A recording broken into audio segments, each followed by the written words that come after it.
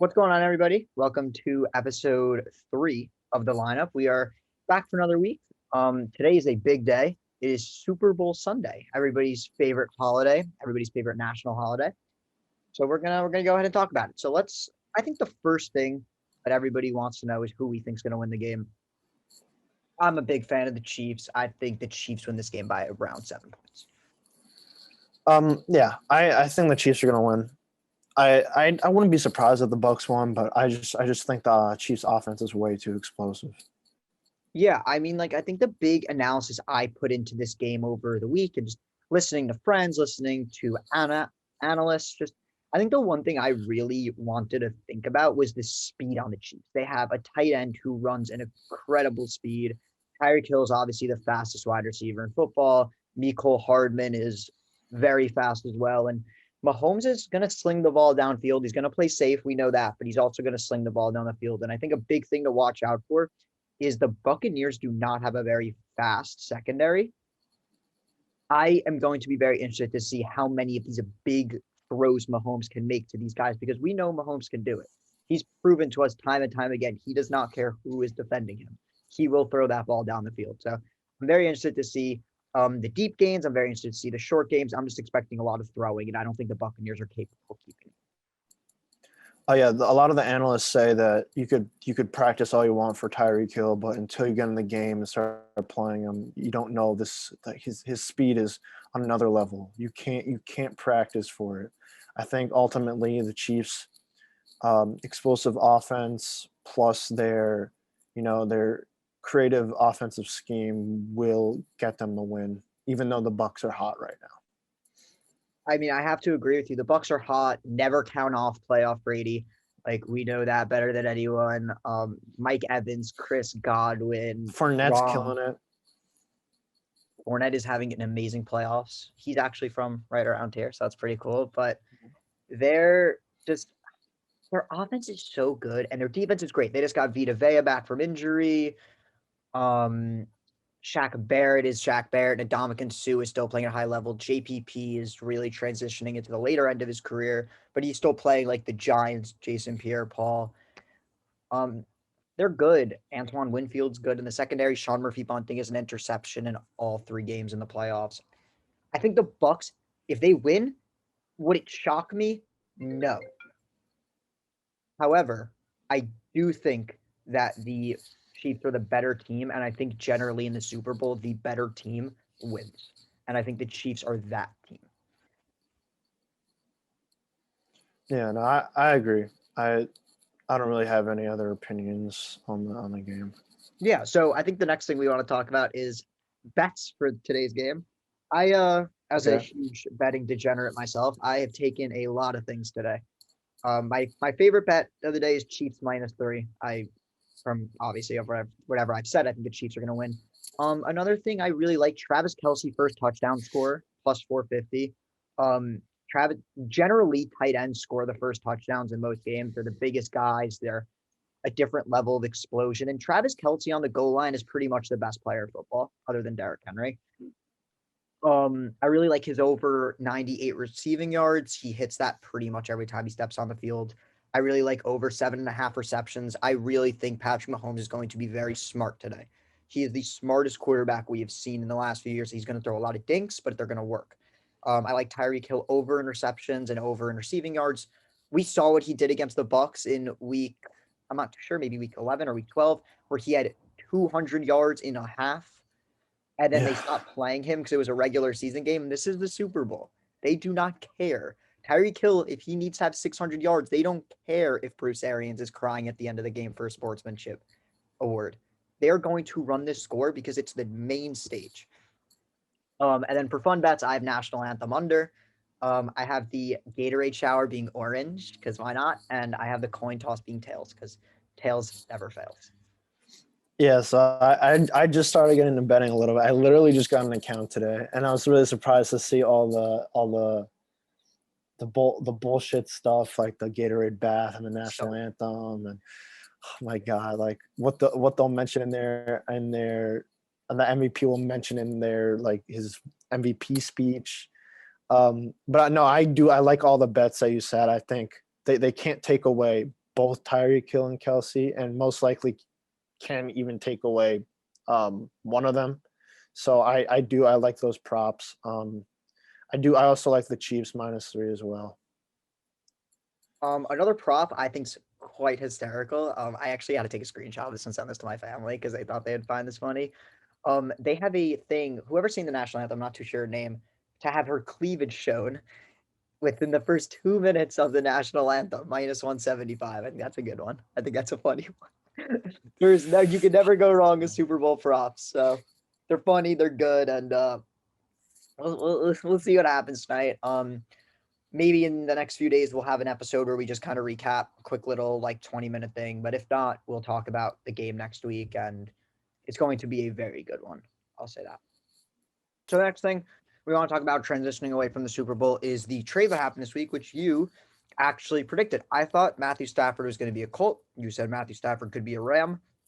You were correct. Who won the trade? I think the Lions won the trade. I don't know if you saw, the Lions actually in their first email to them said, "We want Aaron Donald." And the Rams just laughed. Like, yeah, I didn't see that. That's actually hilarious. So funny. Look it up on Twitter. They basically said, "We want the best player in football, who literally has won Defensive Player of the Year for 3 straight years. We'll take him for our 38-year-old quarterback." He's not that old, but yeah, he's old. Pretty old. But yeah, so overall, I think the Lions won the trade. We'll see how well the Rams do. I mean, the NFC is going to be very open next year. So they have a great defense, good receivers. If Goff was truly the problem, then we'll see it. The Lions know they're not a Super Bowl team. They stockpiled some picks for an older quarterback who they weren't going to win with now. So overall, good trade for both sides. I think the Lions benefited more. I don't know. I think it's pretty even. I think obviously the Rams had the best defense this year, and they have Cam Akers and Robert Woods and Cooper Kupp, and I think Higbee's pretty good too, right? Tyler Higbee. Yeah, Higbee's their starting tight end. He's just like a big guy who can catch.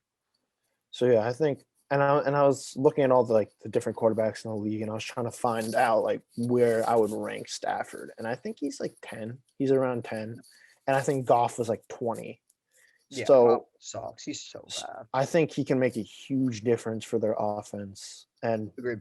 A lot of people think they could possibly win the Super Bowl next year. I'm not sure about that, but they could be contenders for sure. Yeah, we'll see what Sean McVay has in store. I mean, Stafford, it looks like a very easy guy to coach. He just looks like he always just wants to win. That's all he cares about is winning. And they have a great team, and they're in LA, and we know what LA teams can do. We'll talk a little bit more about LA teams later. And we know they're capable of putting together a lot of money and putting together big stars because it's LA. Who doesn't want to be in LA? Yeah, he's also super talented. He doesn't get as much recognition as, Mahomes or Rodgers, but he does some of the same stuff as the sidearm throws. Some of the dots that he throws are similar. He's not quite their level. Crazy. The no looks too that Mahomes does, and Mahomes and Rodgers do all the time. He does all the time as well. They're just not posted. Yeah, I mean, that's what happens when you play in Detroit, but luckily for him, he's not going to be playing in small market, poorly ran Detroit. He's now going to be playing for a very good Rams team who is looking to win playoff games next year, and I think he's good enough to do that. Other than that, big thing going on is another quarterback trade situations. The Texans actually came out and said they do not want to trade Deshaun Watson. I don't know if that's to up his value or what, but I think it's kind of dumb for them to not trade Deshaun Watson at this point. Yeah, they're trying to create leverage for themselves, either trying to increase his value, or they might actually want to. I would want to keep him. Dude's 25, around top 5 quarterback in the game right now. Why would you want to trade that? He's going to be good for probably 10 more years. You're not going to find a talent in the draft as good as him, most likely. Actually, there's a 90% shot that you won't. So I would do is whatever you can to keep him. It seems that he doesn't want to leave, and we're getting into an era where players have all the leverage. Like you see it in the NBA all the time. Guys request trades. And I think it might not work out for them. They might end up having to trade him, but I think this might create more leverage for them when they make their trade. Yeah, I mean, I think a big problem with this is you're dealing with a top talent in the league who just doesn't want to be there. And that's like it's very hard for an organization with a new head coach with very little draft capital in the future. It's very hard to win games when your quarterback, your captain, your main guy just doesn't want to be there. We saw that happen in Houston when James Harden wanted to leave. We've seen that happen in many places, even Jared Goff in LA. They just don't want to be there, and when they don't want to be there, it shows. And I hope for both sides it works out. I hope Deshaun Watson gets his trade. I hope the Texans can use draft capital and build in the future. We've talked about where we think Watson's going plenty of times. We will see his trade market heat up, and we're that. Anything else in the NFL? Nothing notable, right? We're on a little bit of a time Carson crunch. Wentz getting traded in the next few days. Oh yeah, that needs to be talked about. I don't really understand the Carson Wentz saga because half the people I see say he's great and he is the player build of a animal, and then some people I see say Carson Wentz is an idiot and he's like kind of like a shitty version of like Sam Darnold. So I don't really want to know what he gets traded for. I'm assuming like a second or a third round pick maybe to a team like the Colts, but we'll see. I mean, like I had no idea where he goes. His contract is ridiculous for his production. I mean, he was an MVP before he got hurt, and after his injury, he just fell off a cliff. And it's not just his inability to maybe run like he used to. It's apparently his decision making has just gone down the toilet. Like he's just making stupid throws. And I heard rumors about him wanting to call his own plays and make his own decisions against Pederson's will. I think it's going to be really hard to trade him based on his productivity and his contract. Yeah, no, I can agree with you. And he also has a very big injury history, and it's very hard to trade for a quarterback when you know in the back of your mind, I'm paying this guy $40 million and he's probably going to break his leg this year because it's hard. Like it's very hard when you have a quarterback who's very injury prone, getting paid that much money, and you're trying to make him the center of your future. Yeah, just to finish it up, I heard the Bears as a possible destination. I don't know. I guess anything is better than, even though Trubisky played. Don't hate on my boy. He's a great first name. He played pretty well at the end of the season, but overall, he hasn't been too good for the Bears. Yeah, I mean, I was talking to somebody today who's a Bears fan. He's like, yeah, Trubisky played well at the end of the season, and I want to like him so bad. He's just not good enough to get you over the hump. When your defense is that good, and you have Allen Robinson and very good running back options, a decent offensive line, you should be able to win higher end games. No? Yeah. All right, so the next sport we're going to talk about is the MLB. Finally, we had a little traction in the offseason. It's been a very boring one. We had a few spaced out like signings, Springer, LeMahieu, Semien. But this week, we had a big week starting with the Nolan Arenado trade, which to me is the biggest laughing stock of a move in sports history. But I think this will be worse than the DeAndre Hopkins trade, if that's even possible. Man, I don't know. I think their view was, since of like the COVID season, a lot of teams lost money and they didn't want to take on more salary, that it would be hard to dump him because he's making a ton of money. So they're like dumping him. He's literally the best third baseman in baseball. I know. I have my doubts about him. We could get into that a little later, but they just thought that they wouldn't be able to get anything and thought they didn't really have the leverage in the deal. And that was evident in what they got back. They got 3 pretty shitty prospects and nothing else, just dumped his salary. Oh wait, they paid him $50 million too, right? They basically said, take our franchise player who's like an MVP candidate every year, who starts in the All-Star game every year, and $50 million, and you can give us just nothing, who's never going to pan out for us. It's very clear the Rockies are transitioning right now, and it'll be interesting to see what they do with Trevor Story because their general manager is a big decision to make. Because do we want to give Trevor Story, who's also a great player, big money next year, or am I just going to cheap out and blow up my whole roster? I think part of this was to clear room for Trevor Story, and he might want to sign an extension because there's like 6 elite shortstops that are going to be on the market next year, Yeah. and he doesn't know what his value is going to be. So I think he might want to take the I can't speak the Nolan Arenado route.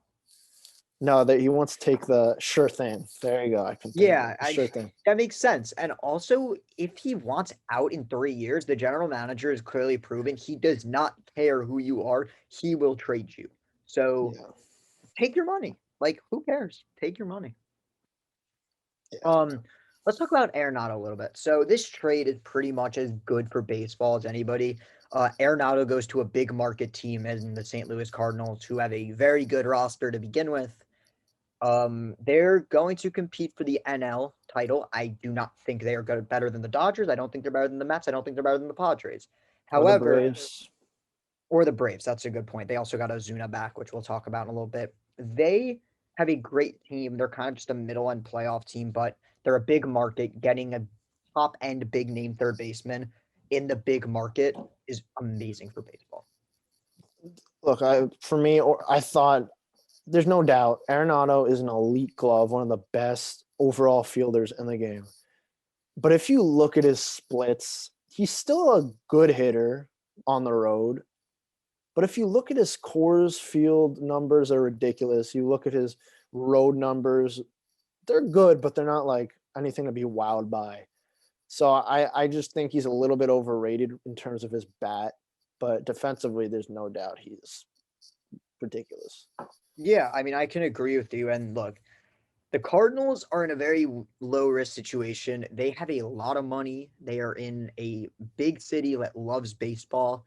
And Arenado can buy out of his deal if he doesn't want to be there in a few years. They gave him a lot of opt outs. It seems like he likes it there. He wants to be there. So look out for the Cardinals to shock some people. You never know with baseball. We'll say that. You never know. And I think the Cardinals are thinking that same thing. Yeah, I forgot to mention my take on the Cardinals. I'm sorry. I think they probably are the 5th best team in the NL, but I think it's the Dodgers, then a decent drop, then the next 3 teams, Mets, Braves, Padres, and then a huge drop, and then the Cardinals. Look, I think their pitching is good. They have flaherty. Their hitting is just atrocious. I think Arenado is a needed piece for them. They're easily the favorites to win the division now. But man, like looking up and down this lineup, it's like you got Carpenter's washed. You got he's old. Okay, Goldschmidt's good. Molina's old. He's nearing his end. Lost Colton Wong, who wasn't a great hitter anyway. DeYoung is inconsistent as anyone could be. I'm forgetting their outfield. Like their Tommy outfield, Edmonds is okay, right? Did you know their outfield actually put up no runs in like a substantial amount of games? It was like a record. Yeah, their outfield is like decent fielders who hit 185. And when you have guys at the top of the order who are decent, like you have Goldschmidt, you have Arenado, but if nobody's at the end of the lineup hitting those guys in, then like what's the point of investing all this money into a good baseball team, you know? Yeah, I agree. Other than that, other news around the league, Joc Pederson to the Cubs. The Cubs are irrelevant this year. They're not winning the division. I think he wanted the money. I think the Cubs just wanted another guy. And clearly the Dodgers can no longer afford Joc Pederson because they signed the biggest snake in baseball in Trevor Bauer. Yeah, Joc Pederson, underwhelming move. I thought he was going to get more than Schwarber, but I looked and he had a really bad year last year, along with his subpar defense. We'll see if they have a DH in the National League, which will allow him to maximize his ability. But I don't know. It's an okay move, I guess. Yeah, it's okay. So we had a lot of talk about this before recording. talk to me about Trevor Bauer. You are a Mets fan, Oh a my very god. big Okay. Mets fan at that. I If we don't were like Trevor Bauer, but you if we recorded this like the day it happened, I would have gone off. I overreacted a little bit, but at the same time, so he obviously signed with the Dodgers, and so I follow his agent, and I followed him on Twitter. I, by the way, since unfollowed them, unfollowed all of them on all the social media platforms because I was just disgusted. She said because Bob Nightingale again he's the misreported it. worst. Dude is so bad. He also said the Mets were getting Brad Hand earlier in the offseason. He's an But asshole. yeah, he's a national. Um, but she was like, "Oh, that's why we told you guys don't trust the media. Like they don't know everything that's going on." But if you looked at his website before the day he signed, before he signed, I think it was the night as well. He had a ton of Mets merchandise up there. So he knows what he's doing. He was trolling us. He was getting it was all for attention. Smart by him. I would do the same thing if I were him. I would like he's trying to build his brand. That's what he's about. But at the same time, he was a complete douche about it. Complete douche. He was using all this. I get it. He was using all this as leverage for him to sign with the Dodgers. The Mets ultimately offered him more money, but the Dodgers came away with him because he wanted to be. Well, first of all, he's a snake. He's a Second of all, huge snake. he wanted to be in LA, where he's from. So It's just it pisses me off. Like I record in our last episode and probably even the first episode, I was like, if Trevor Bauer signs there, he's a pussy, and I'm never watching baseball again. I take that back. I will be watching baseball this year. However, I think he's a huge loser for this. Like, you come off winning a Cy Young and you go, I'm going to go sign with the team that just won the World Series, who everybody knew was going to win the World Series, like literally a week into the season. They literally have two MVPs, two Cy Young Award winners, the best two starter pitcher, Walker Buehler, in baseball.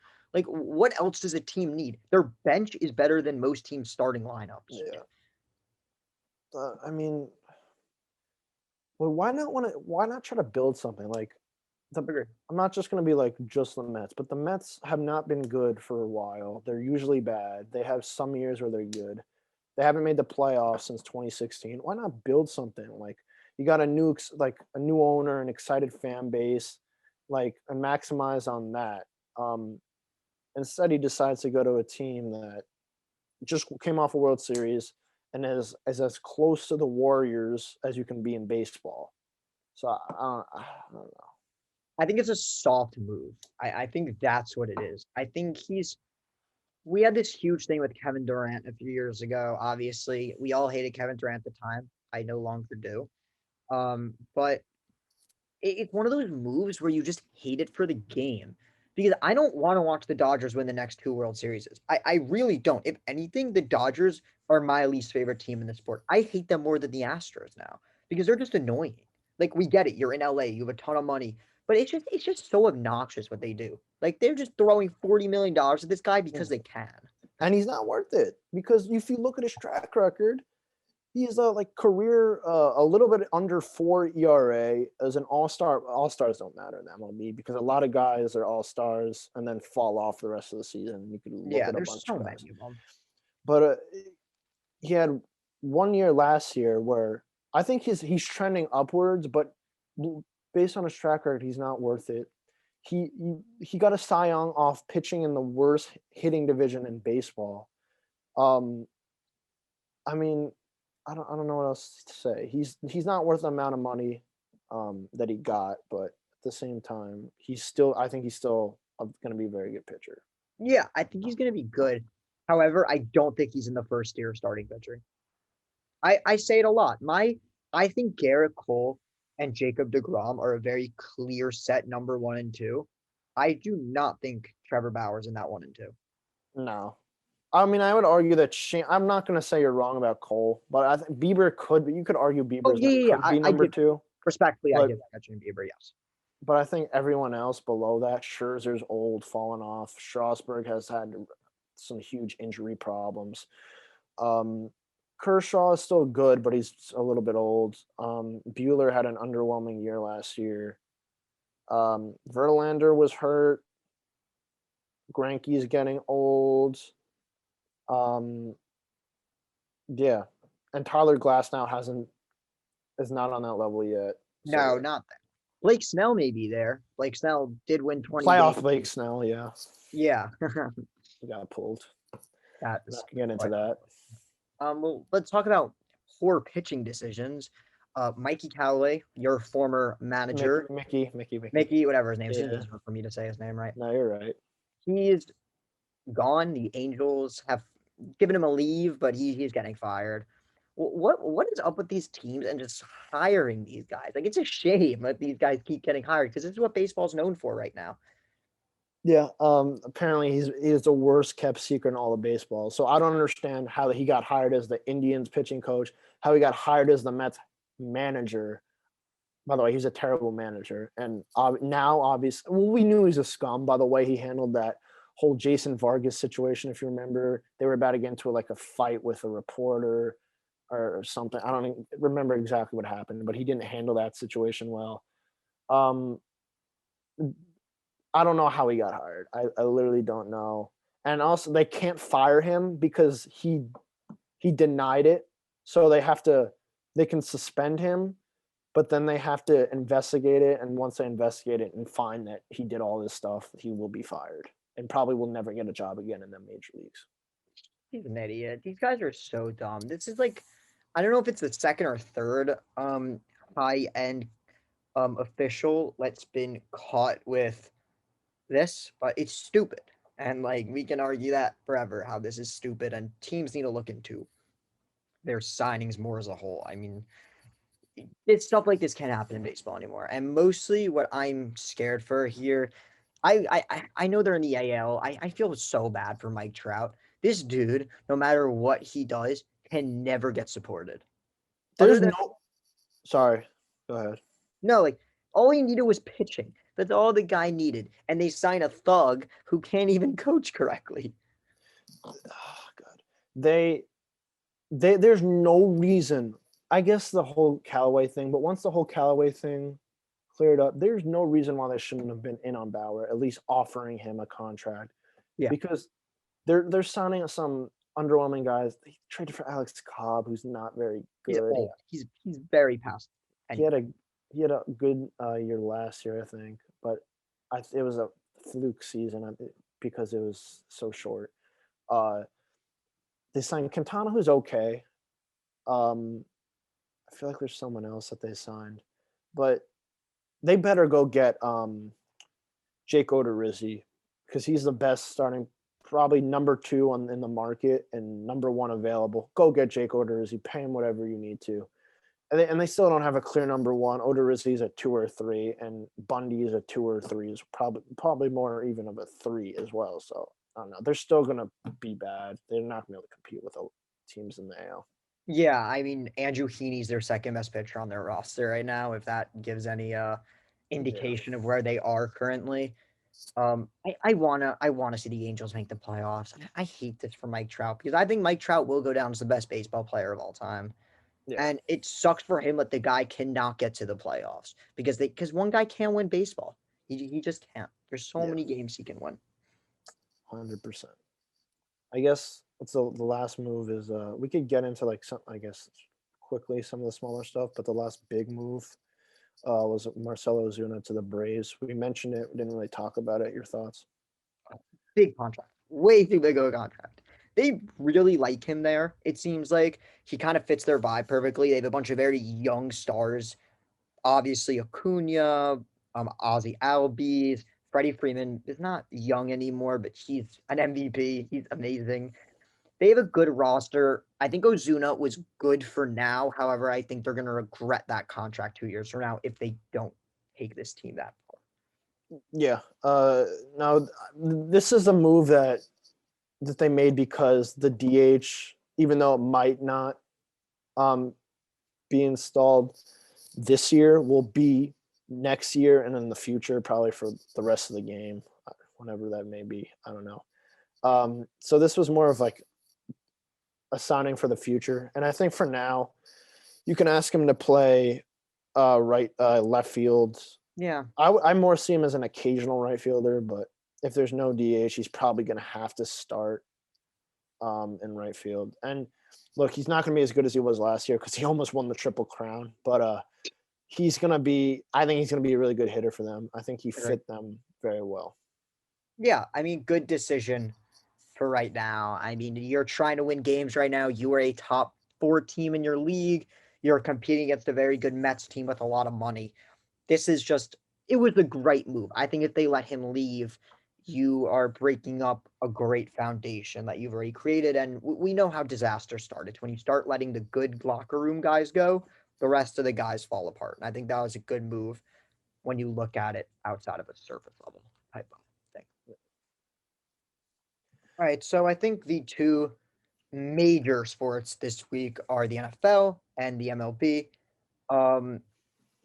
NBA, I think the biggest talk is the All-Star game. I do not agree with the All-Star game happening. I think it's such a dumb idea. I think it's fun, but nobody cares for the All-Star game. And I think putting more players at risk when they deserve to have rest in such a shortened, closed-in season, I think giving them those 5 days off is what's for the best of the league. Yeah, I agree. I think they should name All-Stars just because, like, some of these guys, like Julius Randle, who's having an All-Star type year, who's never been an All-Star, and if they didn't even name All-Stars, I'd feel bad for guys like that. But yeah, I agree. I think you're putting too many guys at risk. Although I will say I did enjoy the All-Star game last year, but in years past I didn't. And it shouldn't be a priority. I think they should just get a little bit of a rest in the middle of the season, then continue games. Yeah, I mean, I think it's also a problem when you have guys like LeBron James, who's your number one guy. You have guys like James Harden, who's a top 10 player in the league, saying, I don't want to play these games because people listen to these people. Like, this isn't like somebody small. De'Aaron Fox, who also is having an all-star level year, said it. And I don't think it's worth having a game. I think it's worth to name. I just don't think it's worth having the actual game. I agree. I 100% agree with you. Other than that, interesting week in the NBA. Nothing too crazy happened. No trade deadlines. Well, there's a trade. Oh, well, Derrick Rose happened. Derrick Rose. So, I mean, what are your thoughts? It was okay. I mean, they didn't really give up much. Dennis Smith and a second rounder. The Knicks need scoring, but he also can't. He's not a great shooter. He's a slightly below average shooter, so that doesn't really help our cause there. But I guess it was an okay move. It's an expiring contract. Dennis Smith Jr. is disgustingly bad, and I think the Knicks at this point, just wanna compete, and I don't blame them. I think they've left too many fans like yourself in sadness these last few years. And at this point, like, who cares about getting a worse draft pick? We just want to win games. Hey, they are winning games. Yeah, no, they're good. We'll probably end up 8 through 10, I think. Yeah. Depending, I think the Heat and the Raptors will come back to reality. So I think they'll end up somewhere between 8 and 10. But I'm just happy that the boy Frank, because there are rumors that Frank was going to be included in this trade, and I'm happy the boy Frank is staying in New York. Good. I'm happy. I guess the only thing I don't like about this trade for you guys is you have so many guards who can play. There's just way too many guards. Hopefully the Alfred Payton burner is not going crazy. I know you highlighted this. You had a good time talking about this. No, yeah. God.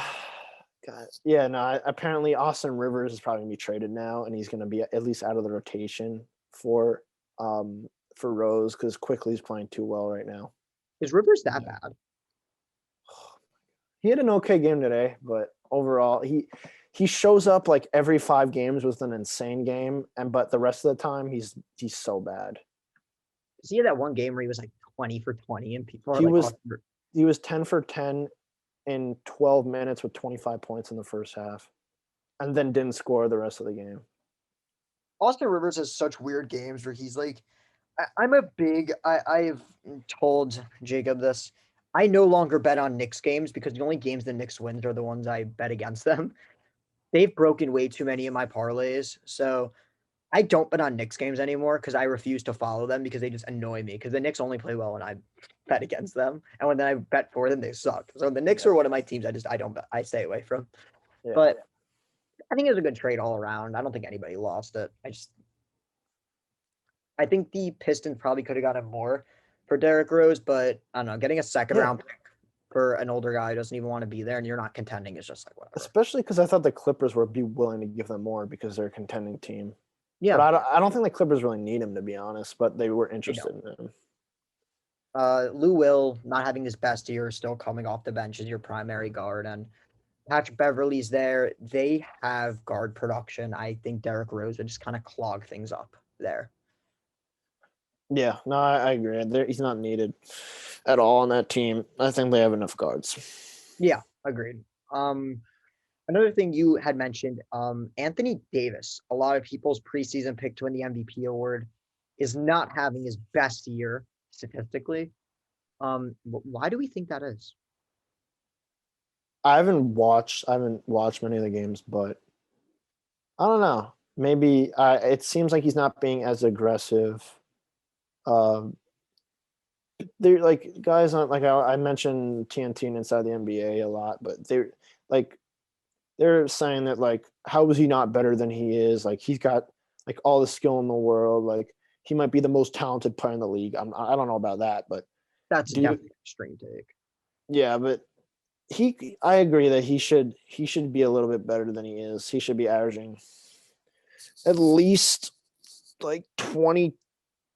He should probably be around 25 points and 10 rebounds plus a few assists and a decent percentage from three. He's got to step it up a little bit, but the Lakers are still playing pretty well. So yeah, I mean the Lakers are probably the best team in the league. And I think the other thing I want to mention about Anthony Davis is he's probably exhausted. These guys who literally played a finals game like 3-4 months ago, I think these guys are exhausted still. And that's another reason why we need an all-star break, because a guy like Anthony Davis needs 5 days off. His body needs 5 days off. Yeah, agreed. Last thing I want to mention about the NBA, Nikola Jokic is insane. He's been fantastic. His scoring has, like we were talking about, I think first episode we talked about if he can get his scoring up. You actually can also see it on TikTok, and one of our highlights you talked about it. If he can get his scoring up, he's an MVP candidate, and he's dropping 50 points a game. Yeah, he has like 2 50-point games, right? Yes, 2 of them. I mean, you could also, like, him and Embiid are probably the front runners for MVP right now, which is something you would be very surprised about a few years ago when the league was turning into a guard league and wings were winning the MVP, like Curry and Durant, LeBron, Harden, Westbrook. I guess Giannis is a big. I guess he's a big, but ball handler. Let's say a main ball handler. Yeah. So like a true big, 2 true bigs being 1 and 2 in the MVP races. Actually, a good sign for big men and the future of the league. Yeah. I definitely have not loved this small ball revolution. The Nets do a little small ball, which I don't love, and I think it's because we just don't have a fitting center. I just like teams that have a big guy down there, a guy who can like be there in the trenches and fight for you and grab you 15 boards and play good defense. And the Nuggets and Sixers are definitely showing that is a very good way of winning basketball games because they're both very good teams and they both have MVP candidate centers on their team. Yeah. I agree. I think small ball is okay to utilize at the end of games and crunch time, but I think you need 1 or 2 real centers that are rim protectors and are I can't think of the word defensive. God, I'm struggling today with my words. Defensive minded? No, defensive anchor. That's a good one. Yeah, you're right. Defensive anchor. Yeah. I don't know if you have any other thoughts. Yeah, I mean, like that's pretty much it with the NBA. It's just a very boring week, honestly. I guess the last big sport we wanted to talk about a little bit is college basketball. Yeah. Nothing too crazy. I think we pretty much know Gonzaga and Baylor are the 2 best teams in the country. I think Gonzaga is a little better, but I think they're both very good. And I'm interested to see if they meet up with each other in the NCAA tournament as the two best teams. Yeah, I 100% agree. I think they're Gonzaga and Baylor, and there's a huge drop off to the third team. Yeah. But Baylor's defense, I watched them the other day playing Texas, I think. Yeah, Baylor killed Texas. Their defense, I just watched them. They know what they're doing. They have a good philosophy. They're icing the ball screens, and they're just executing everything perfectly. And Texas was in that game for a while because Andrew Jones, shout out to He's him, amazing. beat what do you have? Leukemia? He had leukemia. Yeah, and now he's like a top point guard in the league. And now he's a great point guard. He hit a ton of really tough shots that kept Texas in that game. But Baylor's defense was something else. And I think them against Gonzaga would be a great matchup just because Gonzaga's offense is like nothing I've ever seen in college basketball with Kispert, Suggs, Drew Timme. They got Nemhart, Ayayi. Some of these other guys are just fantastic. They have an incredible offensive system, and Baylor has an incredible defensive system. I think watching that game, if those two are our final two in the NCAA tournament, I will not be surprised because they are the two best teams in college basketball. I wouldn't be surprised if somehow Iowa or Illinois snuck into the final, but I think one of those top two teams are going to be in it. Yeah. Talking about Illinois and Iowa a little bit, they both had a very weird week. Luka Garza is going to be the Wooden Player of the Year. That dude is not even a doubt. Not even a doubt. I think he's won it already if he doesn't even play the rest of the year. He puts up 30 a game with ease. Iowa's good. They have a lot of shooters. Defensively, it's a little suspect. They play way too many close games. However, I do think they're very good. And then on the other end, Illinois, Long Island legend, Andre Curbelo is there. We love to see him succeeding. He played super well against Indiana earlier this week. One of the worst officiated games I've ever seen in my life. Ayo DeSuma fouled out very early on into the fourth. Oh, yeah, I caught the end of that game. I remember that. That was ridiculous. Illinois did win by 4. We covered the spread, and that's all that matters. Yeah, I'm really happy with how Curbelo's playing. I don't think he'll be drafted this year, but I think he's an NBA player for sure. You see his passing and playmaking ability. He just has an innate ability to make smart plays. On the other hand, he turns the ball over too much, and he does make stupid plays. So yeah, if he can get rid of those really dumb plays and get a more consistent shot, he'll be very good. Yeah, I completely agree with you. I think he's kind of like a Patrick Beverly type of player, but I think he can be better than Patrick Beverly. Yeah. So the last college basketball thing we're going to talk about until we transition into the end of our show is Duke, Kentucky, and UNC, the 3 biggest programs. Even Kansas now. And Kansas. You can add Kansas. They're going to fall out of the top 25. Yeah, those are 4 teams that have the most wins in college basketball history. They all suck. I think Kentucky is better than the other 2. I think UNC is probably the best of the 4. They had a big win over Duke, like very dominant win. I think if you have to rank them, I honestly would say, I don't even know. Like, I'd say Duke is the worst. And then I think the other 3 are just a clump of dog shit. Yeah, Kansas was just 23rd, but they lost, so they're going to move out of the top 25. Kentucky's just been awful. They're the worst team out of all those for sure. You think Kentucky is? Yeah, dude, look at their record. I'll look it up right now. It's funny. Alabama, Missouri took over as the 2 teams to beat in the SEC as long as those 2. No, West Virginia's in the Big 12.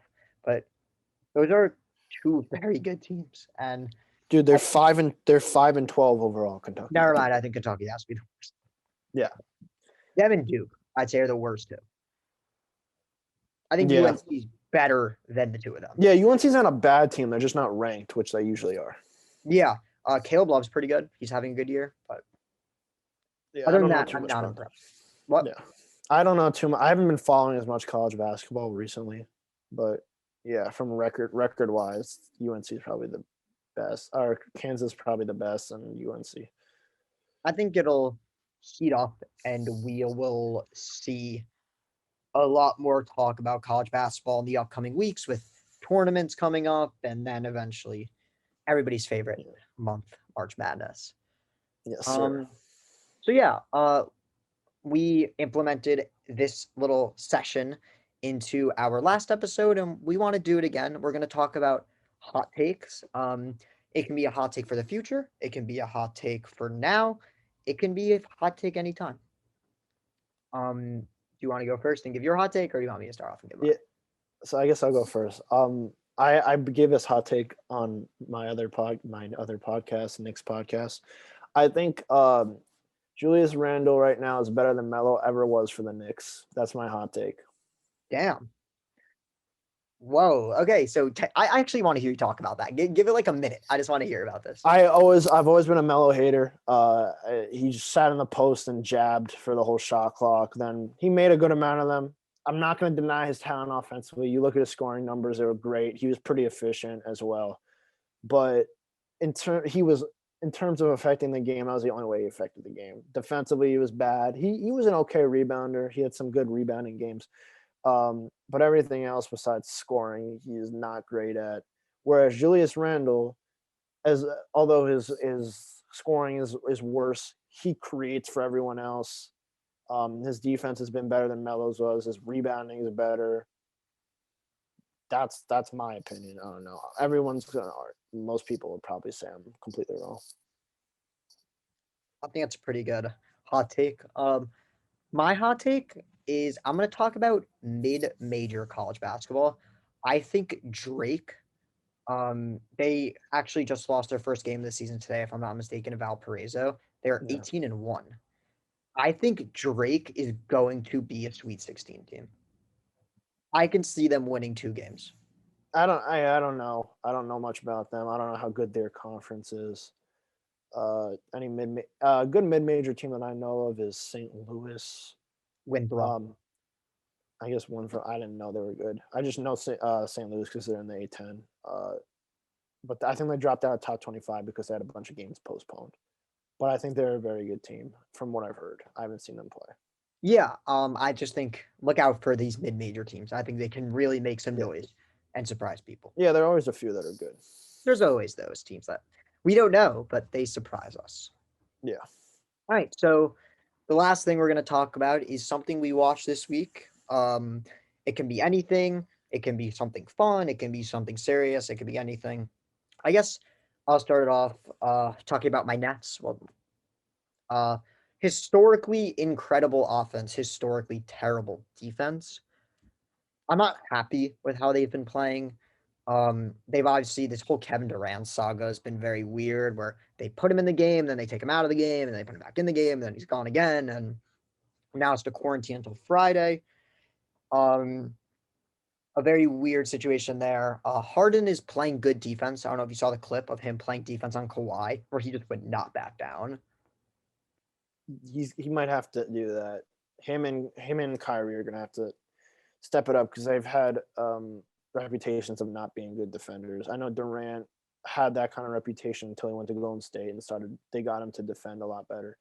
Part of it is I don't know how I haven't been watching too many net games. I've been tuning into like the end of them usually, but I don't know how DeAndre Jordan is as a defensive anchor because I think that's super important, calling out screens and cutters and all that. I don't like DeAndre Jordan at all. I talk about this a lot. He's not I feel like he just doesn't care. He doesn't jump. He doesn't He's defend. just old. He's He's old. older. Yeah, I mean he's there because they like KD and Kyrie like him, but that's about it on the Nets. I hope they can get better defensively because their offense is so good. Where if they can actually learn how to defend high level players, they will be a top 2 team in the league. It's just actually getting there defensively, which they do have time for. All right, what was something you watched this week that you liked? I feel like I had something. I don't remember. I'm not gonna say that I watched Liverpool again because I've said that the first 2 episodes. I guess I'll go with the Knicks because that's the one on the top of my head. Inconsistency. Their defense is very, very good. Their offense absolutely sucks. They don't have enough shooting, and they make some stupid. They like today against the Heat. They made some really dumb plays, dumb passes toward down the stretch of the game, and it cost them. Look, teams have their moments where they aren't the smartest. The Knicks are a very young team, and I think you're going to see a lot of young mistakes and decisions. But I think they actually happen to be a very good team. I think they're going to be in the playoff tournament of some sort, and I think they could win games against the number 1 seed. I think they can shock people. Yeah, I think they could. They put up all their games are close. They're not necessarily going to win. They might not even be 500, but all the games they play are very close, and they push all the tough teams. Yeah, I very much so respect the Knicks' effort, and I always will. All right, so thank you everybody for listening to episode 3 of the lineup. Look out for us everywhere: Instagram, TikTok, YouTube. We are everywhere. Maybe a Twitter coming soon. We'll see, but we're everywhere. We're going to continue to push out content for everybody weekly. And yeah, just be on the lookout for us, our insight, and look forward to next week where we're going to talk about everything in the week of sports and mostly the Super Bowl and how that went. Yeah. Enjoy your Super Bowl, guys. You too. Everybody enjoy your Super Bowl. We are excited here. Let's hope the Chiefs win for my bank account purposes. And yeah. All right. See you As guys. Always, thank you, and we'll see you guys next week. Thanks, guys. Thanks, guys.